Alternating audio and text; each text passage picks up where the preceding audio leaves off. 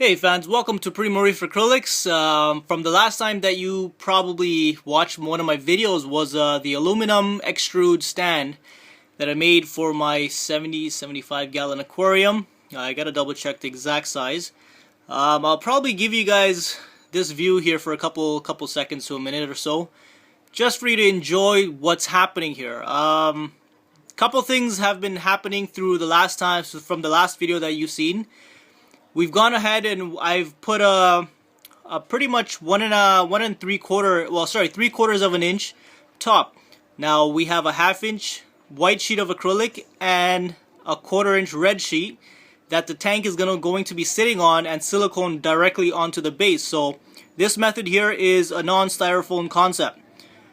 I will explain more after the tank comes in, which is approximately 2 to 3 weeks right now. So once the tank comes in, I'll give you guys a better idea of it. So a couple more things happened down below. Looking at the stand, let's start with that first. If you look closely, sorry for the shaking video.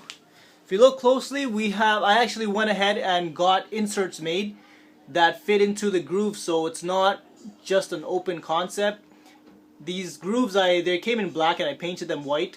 They come multiple colors except for except for white, so my luck was kind of short on that. So I painted them white, so that gives me a really nice trimming. And let me zoom into the actual acrylic sheet that is here. So there we go, zoomed in. This is here, it's really nice. The two pieces that were bonded together, they look phenomenal. There's no questions asked about it. I am really happy with this concept here. Down below, this is what's going to be happening in my system. This is a full-on system that's packed from left to right, front to back. Starting on the left hand side, we have a 21 gallon sump. Now this sump was calculated according to the aquarium that I have to accommodate emergency water flow plus a little bit extra and the running volume. Everything has a white and red theme to it, so everything here will be obviously vertex based. I am going to go ahead and buy a vertex skimmer on this, which is going to be most likely the 150, and a carbon reactor that's going to be placed in the first chamber. So this concept here, what I'm trying to promote everybody is the KISS simple. Keep it simple, stupid. Because when it gets to reef aquariums, there are many videos and information out there that really boggle and confuse. Honestly, confuse the crap out of everybody that's getting into the hobby. Calcium reactors, it gets into KALK water, it gets into a whole bunch of idiotic, I wouldn't say idiotic, you know what, everything is actually beneficial, but it comes down to how much of an experience you have, how advanced you want to go in this hobby. But I'm trying to promote a keep it simple, stupid concept, where from the sump to the dosing to the auto top off, everything is simple. And I will actually show you guys what type of system you can actually run on this. I am going to go with the full dominant SPS aquarium. And going ahead with the first 21 gallon sump container. This sump here, it's really simple to look at. If you guys see this, there's nothing much to it. It's technically just a center baffle and a return skimmer chamber, reactor chamber, and then it flows into the filter sock, which the grooves are right there. And from the filter sock, we'll go down below and into the return chamber. So the way this is going to be running, I'm trying to keep this very simple because I've made a lot of sumps in my past where you get into 3 chambers, 4 chambers, 5 chambers, and monster sumps. Yeah, they all have a purpose, but I'm going to be typically speaking about this type of aquarium on a medium scale. Anywhere from 65 gallons to a 100 gallon tank is considered a medium, or maybe even 150 gallons is considered a medium scale aquarium. It all really depends what you want to have inside, and livestock from corals to how you feed. I'm going to get into the full details along the way. So the way this is going to happen is that the drain coming from the top of the aquarium will go into the first baffle, which is the left side baffle there. Once that happens, the drain holes are going to be situated very close or possibly into the skimmer input. So whatever junk comes out of the aquarium is going to get directly skimmed. How I'm going to do that, I'll show you guys a video once I have my tank and plumbing in place with the skimmer.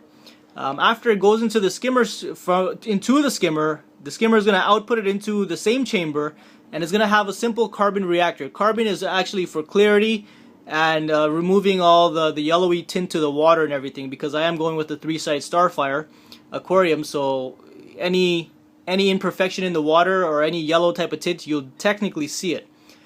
Once after it goes through there, I've gone ahead and got something reverse done. Usually a lot of people put filter socks on the first stage. So this side, on this sump, it's actually completely reversed, where the filter sock is going to be situated on the last stage. Reason why is because we have the drains coming into or close to the skimmer. Once the skimmer picks up all the thick, big debris and chops them inside the pump of the skimmer, it's going to actually skimmate majority of the thick junk there is. Now, from the experience that I've heard from other people, that filter socks get clogged very quick. They're tired of changing it every 2 weeks, or sorry, every 2 days.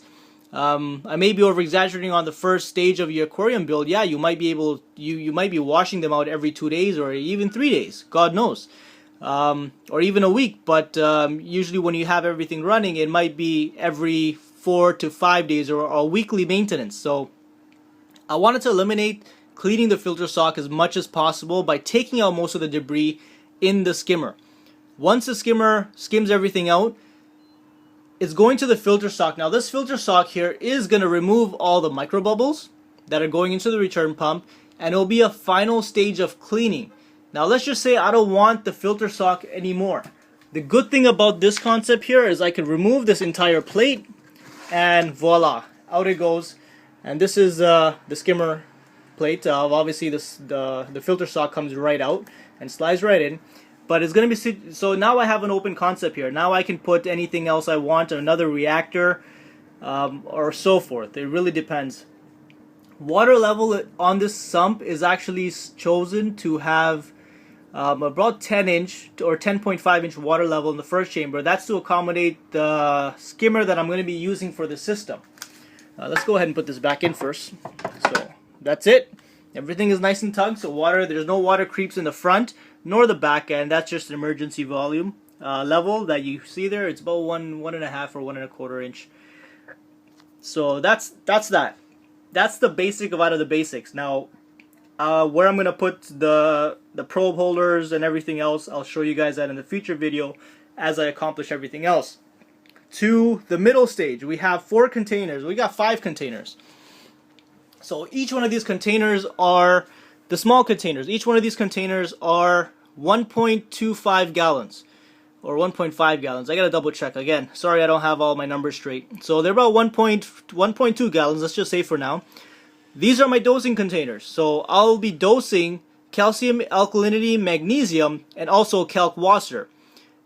Why I have a separate container for KALK water and not in the auto top off, I'll explain that again in the future video. It's just short description on the KALK washer. You know what, you don't want to have it in the auto top off. If something happens in the sensor of your auto top off in your main sump, you're going to be dumping a lot of KALK water into your tank that could technically crash everything. That's the only reason I have a separate container for that. Now each one of these containers are actually headed front to back, and they have a lid on them, every single one. So no matter which one I want, I can actually pull it out, clean it right out, and then put it right back in.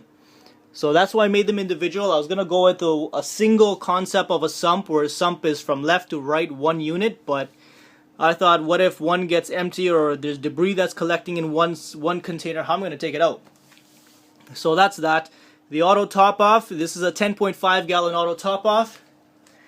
This one again also has the removable lid or adjustable lid where I can clean out and everything else. You probably see that this system is not completely done yet. You're probably thinking, how am I going to be dosing? How the output is going to come out? So towards the center or in the front, I'll be drilling a little hole with another a small, I guess, a John Gus bulkhead or something that's going to go right inside.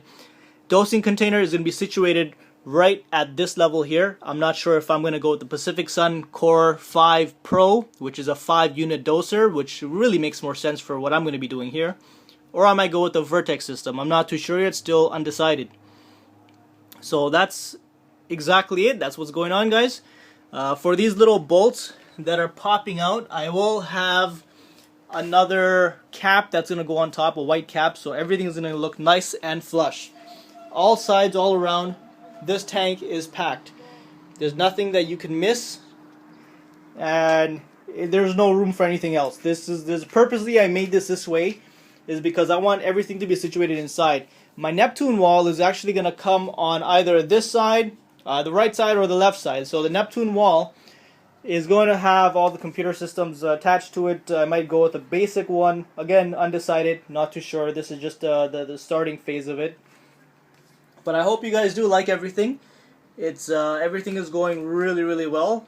I'm happy with this. I've been getting a lot of quotations and views on everything here, and I just hope you guys really enjoy this build. It is a unique, one-of-a-kind build. This is what happens when you can do it yourself. Alright? If you guys have any questions, again, you can feel free to email me or log on to my website, which is primoreefacrylics.com, or you can email me a quotation of a sump, aluminum stand that you want. Again, when you email me for the aluminum stands, just let me know what length, width, height your aquarium is, so technically how many gallons, and let me know what type of stand you want, length, width, and height, so I can calculate the structural strength behind of it. This is it for now, guys. Again, have any questions, please post them below, and I'll be more than happy to respond to you as soon as possible. And that's it for now. In and out. Thank you for watching Primo Reef Acrylics. Have yourself a wonderful day, guys.